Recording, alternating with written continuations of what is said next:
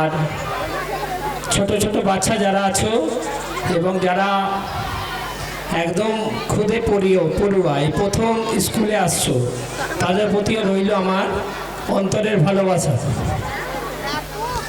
এছাড়াও sunrise model academy তাদের যে সমস্ত এমডি স্যার থেকে সেক্রেটারি থেকে যে সমস্ত শিক্ষক শিক্ষিকা আছেন এবং স্কুল পরিচালনার ক্ষেত্রে যাদের অবদান অনস্বীকার্য, তাদেরকেও আমার যথাযোগ্য শ্রদ্ধা এবং সম্মান ভালোবাসা।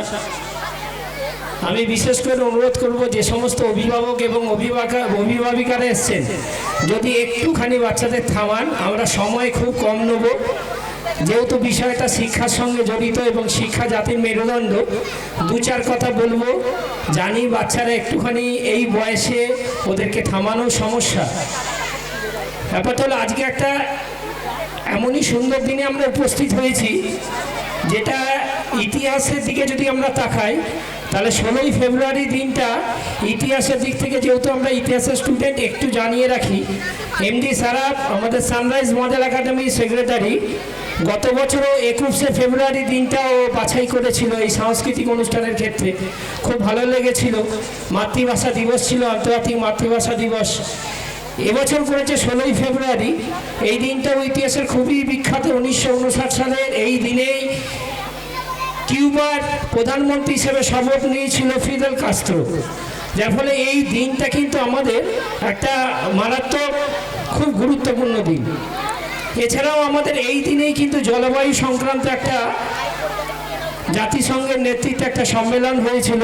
সেখানে আমরা কিভাবে গ্রিন হাউস এফেক্ট গ্যাসটাকে তার পরিমাণ কমাবো, গোটা বিশ্বকে নিয়ে আমরা কিন্তু একটা সম্মেলনে সামিল হয়েছিলাম। আর আজকে সামিল হয়েছি এই দিনেই কিন্তু সানরাইজ মডেল একাডেমিতে। আমরা মঞ্চে দেখেছি বিশিষ্ট ব্যক্তিবর্গ যারা আছেন, তাদের থেকে আমরা অনেক কিছু পেয়েছি, তোমরাও আগামী দিনে পাবে। এবং একটা চাঁদের হাটের চাঁদের হাট, যেখানে উজ্জ্বল জ্যোতিষ্কদের উপস্থিতি সত্যি আমাদেরকে এবং আমাকে বিশেষ করে সমৃদ্ধ করেছে। আমি গার্জিয়ানদের উদ্দেশ্যে দু এক কথা বলবো। যেহেতু আপনারা এই সানরাইজ মডেল একাডেমিতে ভর্তি করেছেন এবং নার্সারি থেকে অষ্টম শ্রেণী পর্যন্ত, এই যে নার্সারি থেকে অষ্টম শ্রেণী পর্যন্ত শিক্ষাদানের জন্য আপনারা এখানে এনেছেন, তাতে এর পেছনে নিশ্চয়ই একটা কোনো উদ্দেশ্য আছে। উদ্দেশ্যটা কি না, ছেলেকে সঠিকভাবে বা মেয়েকে সঠিকভাবে শিক্ষার আঙিনায়, শিক্ষার আলোয় আলোকিত করব। শিক্ষার আঙিনায় আলোকিত করতে হলে কি করতে হবে? ছেলেকে ঠিকঠাক সময়ে স্কুলের যে প্রিন্সিপাল, স্কুলের যে গাইডলাইন, সেটা মেনে কিন্তু ছেলে এবং মেয়েকে স্কুলের যে রুল, সেটা কিন্তু প্রথম মানাটা দরকার। যদি শৃঙ্খলা না থাকে তাহলে কিন্তু ছেলে মেয়ে মানুষ হওয়া মুশকিল আছে। কারণ বর্তমান যুগটা কিন্তু খুব ভাববার যুগ। বর্তমান যুগে একটা ছেলে মেয়েকে তৈরি করাই কিন্তু আমাদের কাছে, আমাদের মতো অভিভাবিকাদের কাছে একটা বড় চ্যালেঞ্জ। কি করে আমরা ছাত্র এবং ছাত্রীরাকে সঠিক আলোয় আলোকিত করব? তাহলে আপনারা যে সানরাইজ মডেল একাডেমিতে পাঠিয়েছেন, এর যে সিলেবাস, এই সিলেবাসগুলো আপনারা নিশ্চয়ই দেখেছেন, আমিও কিন্তু ট্যালি করেছি। যদি আপনি দেখেন যে সানরাইজ মডেল একাডেমিতে সিলেবাস, সেই সিলেবাস কিন্তু সিবিএসসি বা আইসিএসসি বা আমাদের WBBSE যে বোর্ড, সেই বোর্ডের সঙ্গে যদি ট্যালি করেন, খুব সুন্দর সিলেবাস। আমার তো খুব ভালো লেগেছে। আমি বেশ কিছু ক্লাসে সিলেবাস দেখেছিলাম, আমার খুব ভালো লেগেছে। যেখানে দেখা যায়, যদি আগামী দিনে আপনার ছেলে বা মেয়ে কম্পিটিটিভ লেভেলের কোনো পরীক্ষায় বসে, সেইখানে কিন্তু ওর ভিতটা যদি আপনি নার্সারি থেকে অষ্টম শ্রেণী পর্যন্ত এই সিলেবাসকে ক্যারি করে ওকে শিক্ষার আঙিনায় আলোকিত করতে পারেন, আমার মতে বলে খুব ভালো। গুড, বেটার, বেস্ট হবে। আমি এখানে উপস্থিত হয়েছি বলেই বা আমাকে আমন্ত্রণ করেছে বলেই আমি সানরাইজ মডেল একাডেমির হয়ে গলা বাটাচ্ছি, সেটা নয়।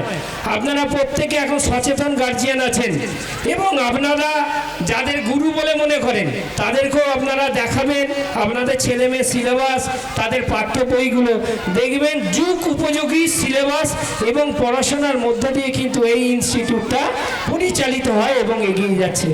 তাই আমি আপনাদের সকলের কাছে অনুরোধ করব, ছেলে মেয়ের সঠিক শিক্ষায় এবং তাকে আলোয় আলোকিত করতে আপনারা যেভাবে এই সানরাইজ মডেল স্কুলে তাদের ভর্তি করেছেন, সমস্ত কিছুটা লক্ষ্য রেখে কিন্তু একটা ছেলে মেয়েকে স্কুলে পাঠাবেন এবং স্কুলের নিয়ম নীতিগুলো মেনে চলবেন।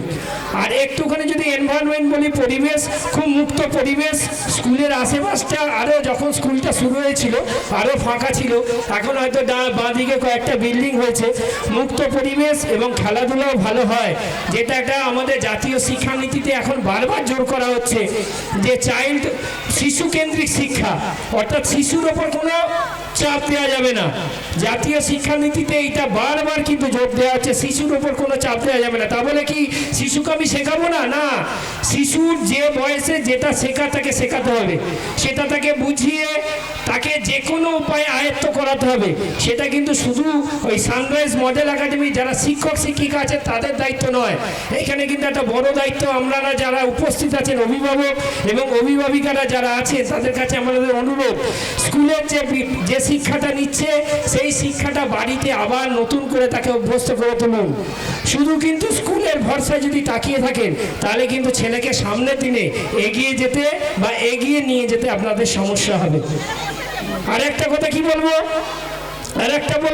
স্কুলের যে সমস্ত শিক্ষক শিক্ষিকারা আছে তাদেরকে চেষ্টা করবেন, বাচ্চা ছেলে তাদেরকে সর্বদাই শিক্ষা দেবেন, গুরুকে মান্য করে যেন তারা শিক্ষাটা নেয়।